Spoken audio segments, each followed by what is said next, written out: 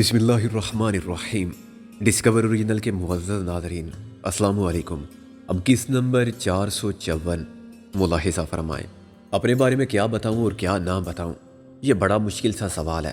مختصراً یہ کہ وہ میرا جانی دشمن ہے، شاید تم بھی ہو، مگر ابھی تک میرے اور تمہارے درمیان دشمنی کا باقاعدہ افتتاح نہیں ہوا۔ میں اس شخص کا بہرحال ایک دشمن ہوں۔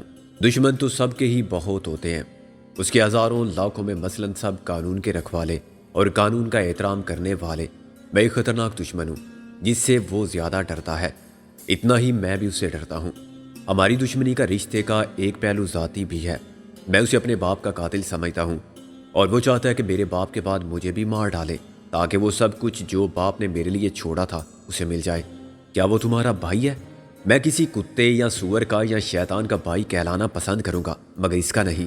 میں نے برہمی سے کہا، میرے لیے تو اس کی دشمنی بھی باعث شرم ہے۔ پھر وہ تمہارے باپ کا وارث کیسے بن سکتا ہے؟ وہ ان کا بزنس پارٹنر تھا۔ میں نے کہا، وہ 3 پارٹنر تھے، دونوں کو اس نے مار دیا، مگر دوسرے کے قتل کے الزام میں مجھے ملوث کیا تاکہ میں بھی پھانسی چڑھ جاؤں، لیکن ابھی تک میں زندہ ہوں۔ یہ بہت لمبی کہانی ہے جو میں تم کو نہیں سنا سکتا، نہ تفصیلات ظاہر کر سکتا ہوں۔ خواہ تم مجھے اس کے حوالے کرو یا خود مشین میں ڈال کے میرا قیمہ کر دو یا مجھے روڈ رولر کے سامنے لٹا دو۔ تم تشدد کے سارے طریقے آزما سکتے ہو اور دیکھ سکتے ہو کہ میری قوت برداشت کی حد کیا ہے۔ تم چاہو تو مجھے منہ مانگی قیمت پر فروخت کر کے پورا فائدہ بھی اٹھا سکتے ہو۔ میرا فی الحال ایسا کوئی ارادہ نہیں، بہت کچھ حالات پر منحصر ہے اور حقائق پر۔ کیا مجھے بھی چند سوالات کی اجازت ہے؟ میں نے کہا۔ اس نے سر کی خفیف سی جنبش سے رضامندی کا اظہار کیا۔ سب سے پہلے تو میں یہ جاننا چاہوں گا کہ اس شخص کا تم سے کیسے رابطہ ہوا جو دوسرے کمرے میں بیٹھا ہوا ہے؟ اس نے کہا، وہ بندرگاہ کے علاقے میں پوچھتا پھر رہا تھا کہ وہ کون ہے جو بانومتی کو واپس لائے ہیں۔ بانومتی کون خاتون ہے؟ میں نے پوچھا۔ بانومتی اس لانچ کا نام ہے جس کا کپتان فروش تھا، اس نے مختصراً جواب دیا۔ میں بھونچکا رہ گیا۔ کیا وہ تمہاری لانچ تھی؟ نہیں۔ جب وہ لانچ واپس پہنچی اور وہ سب لڑکیاں جو لانچ پر تھی آزاد ہوئیں تو بندرگاہ کے علاقے میں سنسنی پھیل گئی تھی۔ وہاں ایک مشتعل ہجوم اکٹھا ہو گیا اور پولیس کمشنر کو خود وہاں جا کے صورتحال کو کنٹرول کرنا پڑا۔ اخبارات والے بھی بہت تھے، انہوں نے مختلف عورتوں سے بہت کچھ پوچھا۔ اس کے نتیجے میں پوری کہانی معلوم ہو گئی اور وہاں کچھ اور لوگ بھی تھے جو تم کو تلاش کرتے پھر رہے تھے، انہی میں یہ شخص بھی شامل تھا۔ اور تمہارے آدمی بھی تھے؟ میرے آدمی تمہیں تلاش نہیں کر رہے تھے، وہ بولا، لیکن وہ بانومتی کے بارے میں معلومات حاصل کرنے گئے تھے۔ یہ شخص انہیں مل گیا۔ اس نے کہا کہ وہ بانومتی کو واپس لانے والوں سے واقف ہے، مگر نہ یہ بات پولیس کو بتا سکتا ہے اور نہ کسی عام آدمی کو۔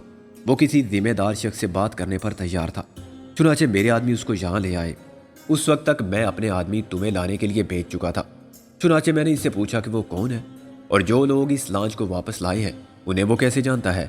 اس نے کہا کہ فی الحال وہ صرف ایک پیشکش کر سکتا ہے۔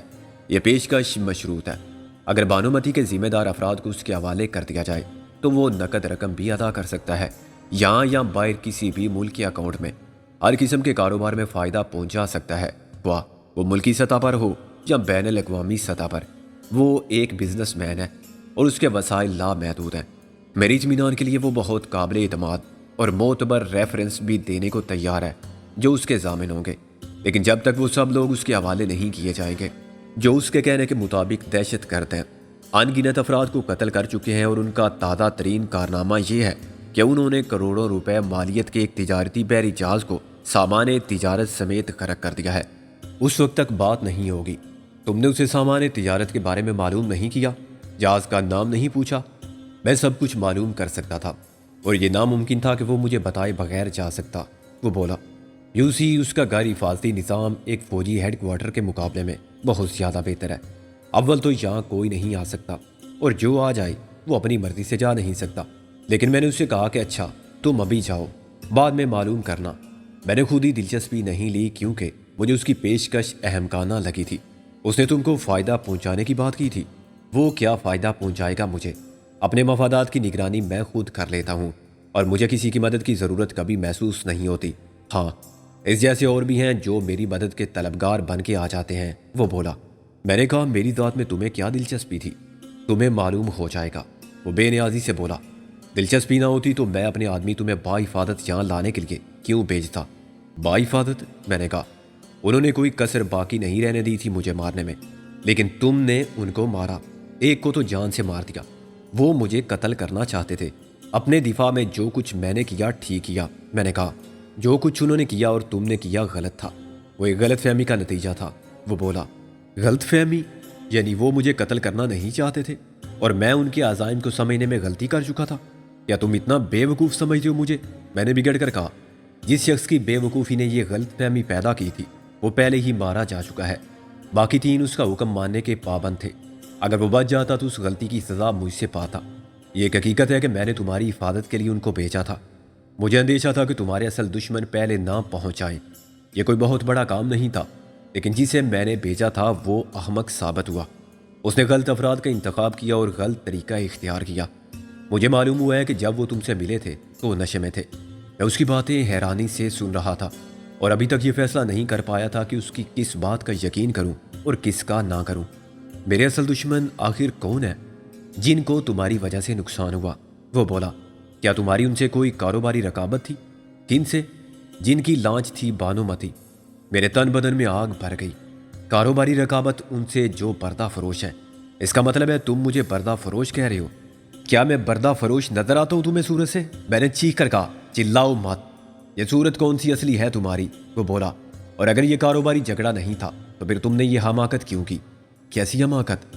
میں سمجھتا ہوں یہ خوش قسمتی ہے میری۔ مجھے فخر کرنا چاہیے اور غرور کرنا چاہیے اس بات پر کہ میں نے انسانیت فروشوں کی ایک کوشش بہرحال ناکام بنا دی۔ میں ساری دنیا کی عورتوں کو تو نہیں بچا سکتا اور سارے پردہ فروشوں کو جہنم رسید نہیں کر سکتا، لیکن مجھے بے حد خوشی ہے کہ کچھ عورتوں کی زندگی میری وجہ سے بچ گئی۔ وہ پہلی بار مسکرایا۔ تم ایک جذباتی احمق ہو۔ تم نے بلا وجہ ٹانگ اڑائی تھی اس معاملے میں۔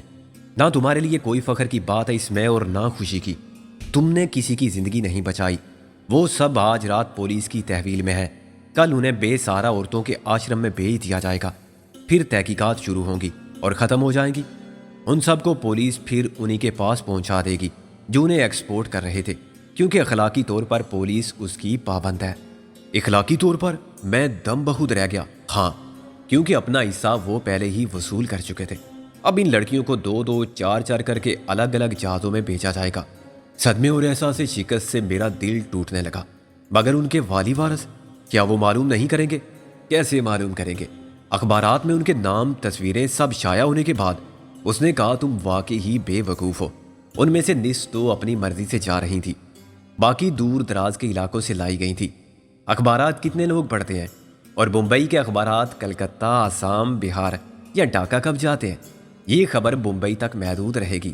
اس کے علاوہ تصویریں صرف ان کی شائع ہوں گی جو اپنی مرضی سے جا رہی تھی، انہیں واپس لے جانے والا کوئی نہیں۔ باقی کے نام پتے شائع ہوں گے تو وہ غلط ہوں گے، کیونکہ سب معلومات پولیس ہی فراہم کرے گی۔ تفتیش کے مکمل ہونے تک ان کے بارے میں خبریں شائع ہوتی رہیں گی کہ آج مزید 4 لڑکیاں فلاں آشرم سے فرار ہو گئی۔ آشرم کوئی جیل نہیں ہے کہ ان پر ذمہ داری عائد کی جا سکے۔ 2-4 مہینے بعد نہ کوئی مدعی ہوگا، نہ کوئی ملزم اور نہ گواہ۔ اس لیے میں کہتا ہوں کہ تم نے ایک جذباتی حماقت کی تھی۔ میں نے نفی میں سر ہلایا۔ میں اپنی بات پر قائم ہوں۔ میں نے جو کچھ کیا تھا ٹھیک کیا تھا۔ اس کے بعد کیا ہوتا ہے اس کی مجھ پر کوئی ذمہ داری عائد نہیں ہوتی۔ میں دنیا میں اس انسان فروشی کے کاروبار کو ختم نہیں کر سکتا، تو یہ میری بدقسمتی تھی۔ میں نے فروش اور اس کے ساتھیوں کو مار دیا، بڑی نیکی کا کام کیا۔ یہ نیکی تم کو بہت مہنگی پڑتی۔ معلوم نہیں تم کیسے ان کی نظر میں نہیں آئے جو فوراً ہی تم کو ساحل پر تلاش کرنے چلے گئے تھے۔ شاید وہی نیکی میرے کام آ گئی۔ میں نے کہا وہ تمہیں حاجی علی کی درگاہ پر بھی تلاش کر رہے تھے، تم وہاں کیوں گئے تھے؟ اس نے کہا وہاں میرے علاوہ بھی ہزاروں لوگ تھے، وہاں کیوں جاتے ہیں لوگ؟ میں نے کہا سوال کے جواب میں سوال مت کرو۔ اس نے کہا وہاں 2 قسم کے لوگ جاتے ہیں، حاجت مند یا اسمگلر۔ تم کیا ہو؟ میں حاجت مند بن کے گیا تھا، اور شاید با مراد ہوتا اگر تمہارے آدمی بیچ میں نہ کود پڑتے۔ میں نے بے خیالی میں ایک آ کی جو میرے اندرونی دکھ کی کماز تھی، انہی کی وجہ سے تم بچ گئے۔ میں اس جھوٹ کا مقصد نہیں سمجھ سکا۔ اگر وہ میرے محافظ تھے تو انہوں نے میری جان لینے کی کوشش کیوں کی تھی؟ میں نے مشتعل لہجے میں کہا بلاؤ اسے جو ابھی یہاں بڑا مسکین سا بنا کھڑا ہوا تھا۔ اس خبیث کے بچے نے مجھے تقریباً گولی مار دی تھی۔ کہتا تھا میں 3 تک گنوں گا، اور اس کے بعد کیا ہوا میرے ساتھ یہ دیکھو۔ میں نے اپنا سر جھکایا۔ سر کے پچھلے حصے میں ایک گومڑ بہت نمایاں تھا۔ ایسا کرنا ضروری ہو گیا تھا۔ تم ان کا پھر وہی اشر کرتے جو دن میں کر چکے تھے۔ وہ بولا گولی مارنے کا کوئی سوال نہیں تھا، انہوں نے خود کو بچایا اور تمہیں اٹھا لائے۔ وہ مجھ سے شرافت سے درخواست بھی کر سکتے تھے، نہ وہ شریف آدمی تھے اور نہ انہیں تمہاری شرافت کا یقین تھا۔ کیا تم ان کی درخواست قبول کر لیتے؟ میں نے کہا ایمانداری کی بات یہ ہے کہ نہیں، ایک بار ان سے واسطہ پڑ چکا تھا، دوسری بار میں کیسے ان کے ساتھ چل پڑتا؟ وہ مجھے جنت میں لے جانے کے لیے آتے، مگر انہیں کیسے معلوم ہو گیا کہ میں اس وقت حاجی علی کی درگاہ پر ملوں گا؟ انہیں للی نے بتا دیا تھا۔ وہ بولا، للی نے؟ میں نہیں مان سکتا۔ نہ مانو، میں تمہیں مجبور تو نہیں کر رہا ہوں ماننے پر، لیکن للی ہی ایک ذریعہ تھی تمہارے بارے میں معلومات حاصل کرنے کا، تم اسی کے ساتھ تھے۔ ایک نئے دہشت زدہ کر دینے والے خیال نے میرے دل کو اپنی گرفت میں لے لیا۔ یہ شریف لوگ نہیں تھے، اور للی پر مجھے پورا بھروسہ تھا کہ وہ دغا دینے والی عورت نہیں تھی۔ اسے معلوم تھا کہ دشمن ہمارے پیچھے لگے ہوئے ہیں، اس سے ہمارے بارے میں معلومات حاصل کرنا آسان کام نہیں تھا۔ انہوں نے یقیناً مشکل طریقہ اختیار کیا ہوگا۔ کیا طریقہ اختیار کیا تھا انہوں نے؟ میں نے چلا کے کہا۔ انہوں نے ضرور تشدد کیا ہوگا اس پر، کیا ہوگا مجھے معلوم نہیں۔ اس کے لبوں سے الفاظ نکلے ہی تھے کہ میں نے ایک جس لگائی اور اس کے اوپر جا گرا۔ میں نے اس کی موٹی گردن کو دبوچ لیا۔ معلوم کرو سور کے بچے، پوچھو ان کتوں سے کہ انہوں نے للی کے ساتھ کیا ورنہ… اس نے بڑی پھرتی سے اپنا ریوالور نکال لیا تھا۔ ہٹ جاؤ، میں تم کو مارنا نہیں چاہتا، وہ پھنسی آواز میں بولا۔ دو مضبوط ہاتھوں نے مجھے ایک جھٹکے سے پیچھے کھینچ لیا اور اسی صوفے پر پھینک دیا جہاں سے میں نے اشتعال کی دیوانگی میں چھلانگ لگائی تھی۔ صوفے پر گرتے ہی میں پھر اٹھا، مگر مجھے اپنے مقابل وہی دونوں نظر آئے جو مجھے یہاں لائے تھے۔ ان دونوں نے ریوالور سے میرے سر اور سینے کو نشانہ بنا رکھا تھا۔ روبوٹ نے اپنی ٹائی کی ناٹ درست کی اور ریوالور جیب میں ڈال کے پھر یوں بیٹھ گیا جیسے کچھ چھوا ہی نہیں۔ للی کے پاس تم دونوں گئے تھے؟ یس سر، ان دونوں نے بیک زبان کہا۔ وہاں کیا ہوا تھا؟ تم بولو۔ جس کی طرف اشارہ کیا گیا تھا وہ فر بولنے لگا۔ وہ پتہ بتانے پر آمادہ نہ تھی۔ اس نے کہا کہ تم کس کی بات کر رہے ہو؟ میں نے کہا اسی کی جو تمہارے شوہر کا خم شکل تھا اور جسے تم شوہر بنانے کے لیے یہاں کھینچ لائی تھی۔ میرا خون کھولنے لگا۔ تم نے یوں نہیں کہا ہوگا، میں جانتا ہوں تمہارے جیسے لوگوں کو، پہلے پوری بات سن لو۔ روبوٹ نے کہا۔ پھر کیا تم نے اسے مارا؟ نہیں سر، اس کی ضرورت پیش نہیں آئی، وہ بولا۔ ہم نے دوسرا طریقہ اختیار کیا۔ ہم نے کہا کہ خود کو خراب مت کرو، پولیس تم کو اٹھا کر لے جائے گی۔ رات بھر میں تم سے وہ 10 شوہروں کے نام پتے پوچھ لیں گے۔ وہ پھر بھی خوف زدہ نہیں ہوئی اور ہم پر چلانے لگی کہ جاؤ پولیس کے پاس اور جو تمہارا جی چاہے کرو، کوئی میرا کچھ نہیں بگاڑ سکتا، میں ابھی راج کو فون کرتی ہوں۔ ہم نے کہا کہ راج صاحب سے یہ بھی کہنا کہ قبرستان میں تمہارے شوہر کی قبر پر بھی پہرا لگوا دیں، دن رات، سارا سال کے لیے۔ کہیں ایسا نہ ہو کہ چور ڈاکو تمہارے شوہر کا ڈھانچہ نکال کر لے جائیں۔ ڈھانچے بڑے مہنگے فروخت ہوتے ہیں، میڈیکل کے طالب علم خرید لیتے ہیں، ڈاگ فیڈ اور فاسٹ فیڈ بنانے والے بھی لے لیتے ہیں۔ اس پر للی کا بریک ڈاؤن ہو گیا۔ وہ چیخی چلائی، ہم کو مارنے کاٹنے دوڑی، لیکن ہم نے اس کو اور کچھ نہیں کہا، بس ایک تھپڑ ضرور مارا تھا کہ وہ ہوش میں آ جائے۔ ہوش میں آنے کے بعد اس نے بتا دیا کہ حاجی علی کی درگاہ پر جا کر دیکھو۔ ہم نے کہا کہ دیکھ لیتے ہیں، مگر ہم پھر آئیں گے، آج یا کل، ایک ہفتے بعد یا ایک مہینے بعد، یہ بتانے کے لیے کہ فیروز کی قبر کھود کے کسی نے اس کا ڈھانچہ غائب کر دیا ہے اور اس قبر میں تو اب ایک خارش زدہ کتا مرا پڑا ہے۔ میرا دل دکھ کے احساس کی بھاری چٹان کے نیچے دب کر کرانے لگا۔ ہم خود تو جیسے مقدر کے سکندر تھے، اپنے سبب سے تھے، نہ گلا تھا دوستوں سے، نہ شکایت زمانہ، لیکن اپنی تیرا بختی کے ساتھ ہم نے للی کی زندگی میں قدم رکھا تو اس کو بھی اندھیروں میں دھکیل دیا۔ وہ شریف النفس اور مضبوط کردار کی عورت تھی، لیکن جیسے کوئی کلا ناقابل تسخیر نہیں ہوتا، ایسے ہی کوئی انسان ناقابل شکست نہیں ہوتا۔ کسی نہ کسی پہلو سے اس کی ذات کا اثار توڑا جا سکتا ہے، کہیں نہ کہیں کوئی مجبوری اس کی کمزوری بن جاتی ہے۔ میں نے للی کو قطعی مورد الزام نہیں سمجھا۔ اس کے بعد سب بتا دیا اس نے۔ یہ آخری الفاظ تھے جو میں نے ذہنی طور پر کچھ دیر کی غیر حاضری کے بعد سنے۔ درمیان میں اس نے جو کچھ کہا وہ میرے لیے اتنا اہم بھی نہ تھا۔ اب تم مطمئن ہو؟ روبوٹ نے کہا۔ مطمئن؟ کیسا عجیب سوال ہے یہ، میں نے تلخی سے کہا۔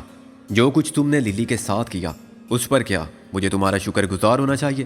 جو کچھ ہم نے کیا اس پر تم کو شکر گزار ہونا چاہیے، وہ بولا۔ جو کام آسانی سے ہو جائے ہم اس میں مشکل میں نہیں پڑتے۔ ایک عورت کو بلیک میل کرنا یقیناً آسان کام ہے، میں نے کہا۔ ہمارے پاس معلومات کا وہی ایک ذریعہ تھی، وہ بولا۔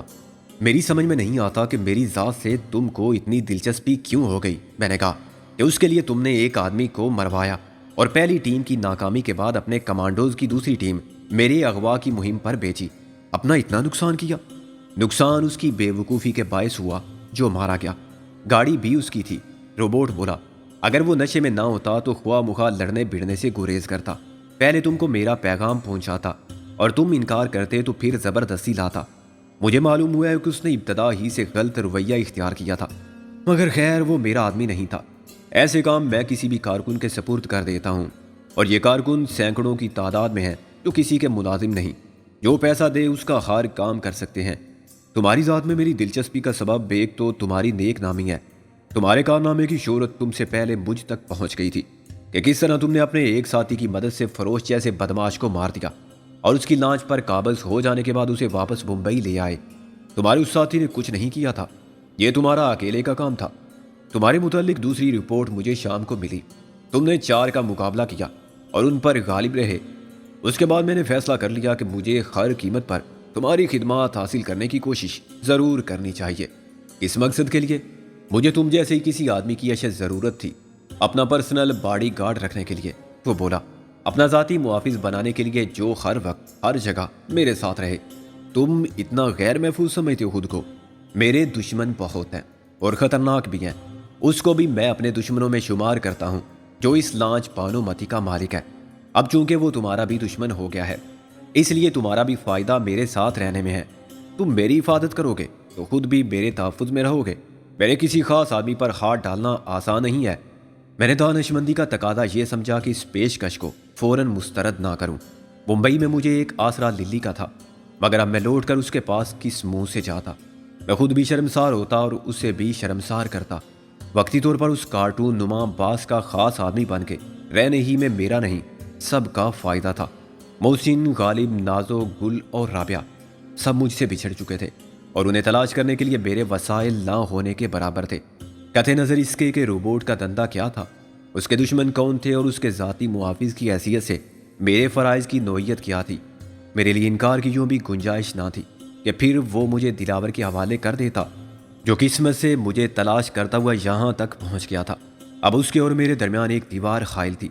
اس دیوار کے پیچھے ہی میں چودھری دلاور اینڈ کمپنی سے محفوظ تھا، اور یہ مشینی انسان ہی اتنا طاقتور تھا کہ دلاور سے انکار کر سکے اور اسے بتا سکے کہ جس کو تم مانگ رہے ہو وہ تو میرا خاص آدمی ہے اور یہ پاکستانی نہیں ہے جہاں دلاور کی بدماشی کا سکہ چلتا تھا۔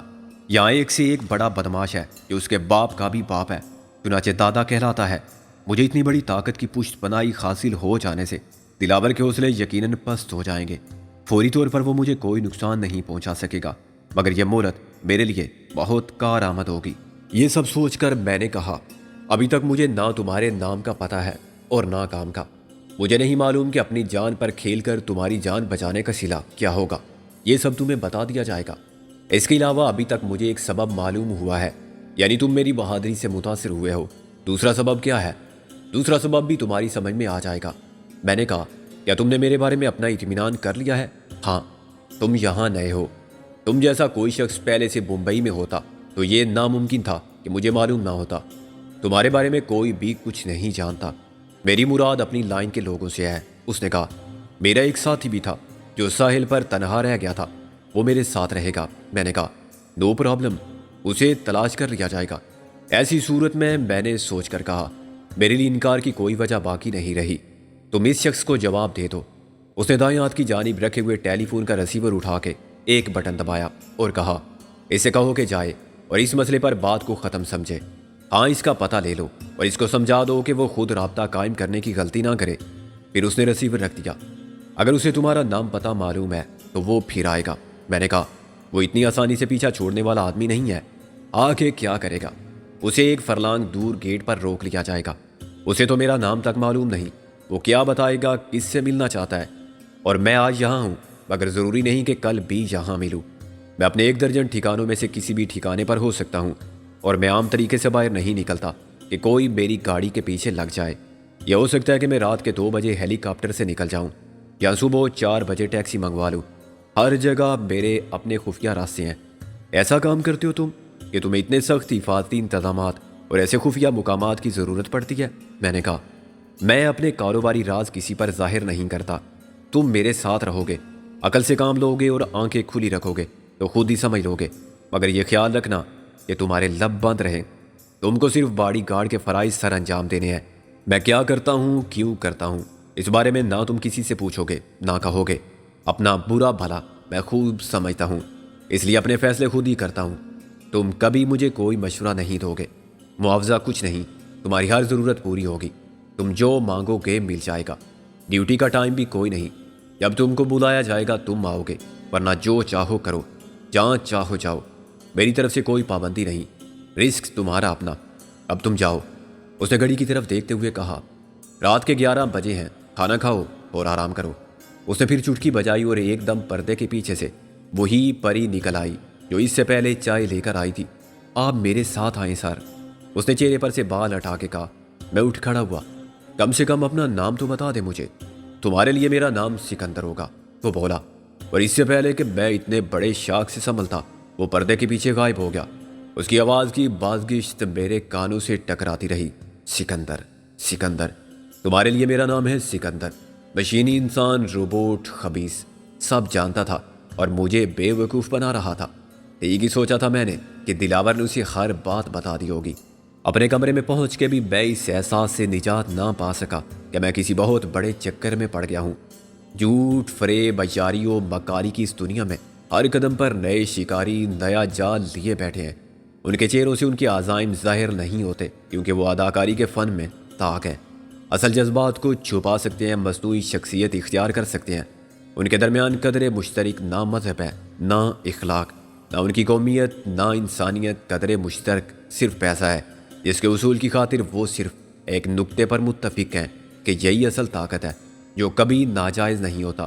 کسی ہاتھ کا میل وہی لوگ کہتے ہیں جن کے ہاتھ خالی ہوں، اور کالا دھن وہ کہتے ہیں جو مفلسی کے اندھیرے میں آنکھ کھولتے ہیں، اسی میں جیتے ہیں اسی میں مر جاتے ہیں۔ ساون کے اندھے کو ہرا ہرا نظر آتا ہے، جو سیاہ بخت ہوگا اسے دھن بھی کالا لگے گا، حالانکہ دھن کا رنگ بلا شبہ ساری کائنات کا سب سے حسین رنگ ہے، سنہرا، روپیلا۔ میں اس کمرے کی دیواروں کے درمیان اتنی ہی اذیت محسوس کر رہا تھا جتنی کسی جیل کی سی کلاس میں کردرے سنگین فرش پر بیڑیوں میں جکڑا ہوا قیدی محسوس کرتا ہے۔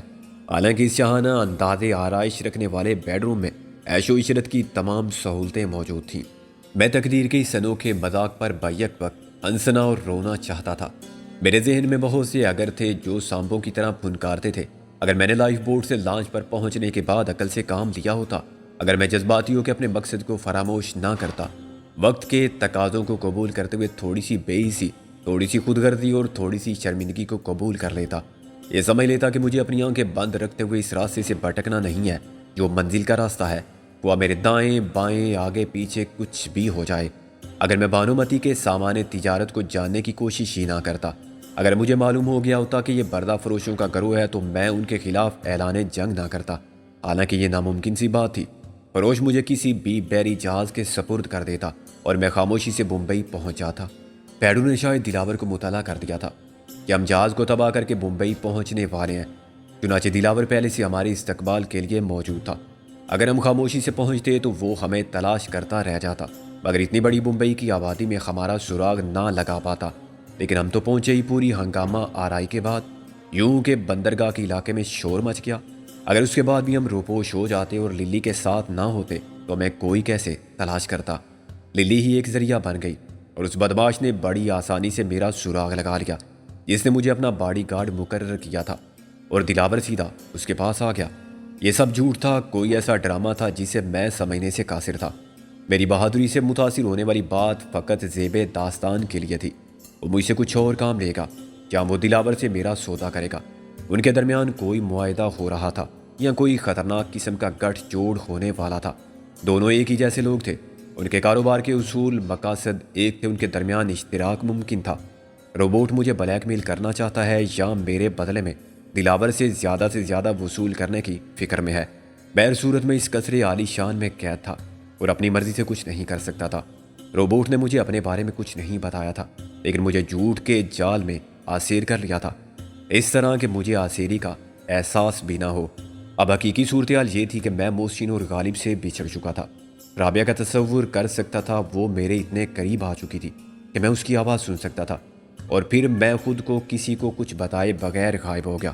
اب کسی کو معلوم نہیں تھا کہ میں کہاں ہوں، اور میرے پاس ان سے پھر رابطہ کرنے کی کوئی صورت نہ تھی۔ بے شک رابطے کی ایک جگہ تو للی کا گھر ہی تھا، دوسری جگہ حاجی صاحب کا جوس سینٹر تھا، مگر وہاں میرا پہنچنا ایک ہی صورت میں ممکن تھا کہ میں اس محل کی قید سے فرار ہو جاؤں۔ یہ کام اتنا مشکل تھا جتنا میرے ساتھیوں میں سے کسی کا اندر پہنچ جانا۔ معلوم نہیں بعد میں ان سب پر کیا بیتی، کہیں وہ بھی۔ اچانک مجھے ایک اور خیال آیا۔ روبوٹ کے کہنے کے مطابق اس کے آدمی للی سے میرے بارے میں معلومات حاصل کر کے حاجی علی کی درگاہ پہنچے تھے۔ دلاور کے آدمی وہاں کیسے پہنچے؟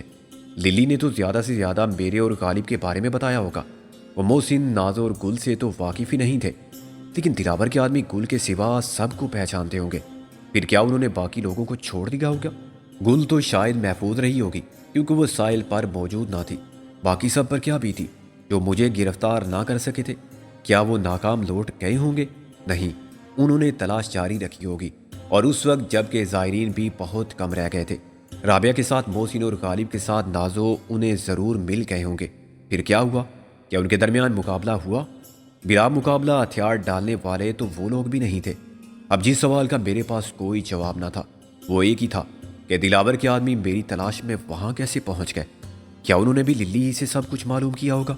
اس کے سوا تو کوئی بھی نہیں جانتا تھا کہ ہم یہاں مل سکتے ہیں، اور للی کی کار کے نمبر نے ان کا مسئلہ حل کر دیا ہوگا۔ یہ ہماری خوش فہمی تھی کہ گاڑی کی رجسٹریشن اس کے شوہر کے نام پر ہے جو مر چکا ہے، اور پتہ بھی پرانا ہے، اس لیے للی تک کوئی نہیں پہنچ سکتا۔ للی فیروز اتنی گمنام بھی نہ تھی، اس کے پاس ٹیلی فون بھی تھا، اور ٹیلی فون کا نمبر ڈائریکٹری میں ہوگا، نمبر کے ساتھ اس کا پورا پتہ درج ہوگا۔ میں ٹہلتے ٹہلتے سوچتے سوچتے تھک چکا تھا، مگر ابھی تک کچھ نہیں سمجھ پایا تھا کہ میں کہاں ہوں، کس کے ساتھ ہوں، اور میرے ساتھ کیا ہونے والا ہے۔ مجھے اپنے نئے پراسرار باس کے باڈی گارڈ کی حیثیت سے کیا کرنا ہوگا، اور اگر دلاور کے ساتھ جانا پڑا تو کیا ہوگا؟ میری حالت اس راہ گم کردہ مسافر کی سی تھی جو پرپیچ گلیوں میں بھٹک رہا ہو، مگر ہر گلی آگے جا کے بند ہو جاتی ہو۔ میرے سب خیالوں کے راہ سے بھی ایک جگہ پہنچ کے خلا میں گم ہو جاتے تھے۔ بلاخر میں نے طے کیا کہ فوری طور پر میں کچھ بھی نہیں کر سکتا۔ میری کوششوں کی کامیابی یا ناکامی کا انحصار آنے والے وقت کے فیصلوں پر ہوگا۔ بھوک، جسمانی تکان بہرحال ذہن کو متاثر کرتی ہے۔